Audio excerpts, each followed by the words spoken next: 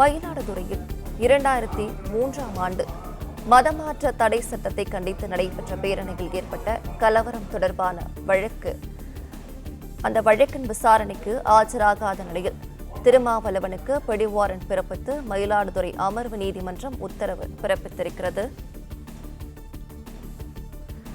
இது தொடர்பான விவரங்களை நம்முடைய செய்தியாளர் ராஜ்குமார் வழங்கி கேட்கலாம். ராஜ்குமார், வணக்கம். இந்த உத்தரவு தொடர்பான கூடுதல் விவரங்கள். வணக்கம். மயிலாடுதுறை மாவட்ட அமர்வு நீதிமன்றத்துல விடுதலை சிறுத்தைகள் கட்சி தலைவர் திருமாவளவனுக்கு இன்று நீதிபதி விஜயகுமாரி பிடிவாரண்ட் பிறப்பித்து உத்தரவிட்டுள்ளார்.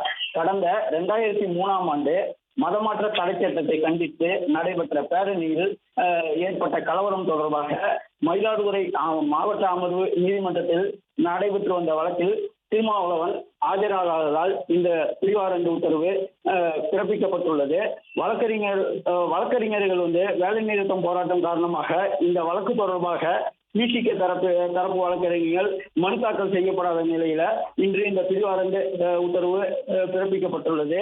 அப்போதைய காவல் ஆய்வாளர் மனோகரன் என்பவர் அளித்த புகாரின் பேரில் பொது சொத்துக்கு குதரம் வைக்கும் வகையில கலவரம் ஏற்பட்டதால் பல்வேறு பிரிவுகளின் கீழே திருமாவளவன் உள்ளிட்ட 2000க்கு மேற்பட்டோர் மீது வழக்கு பதிவு செய்யப்பட்டுள்ளது.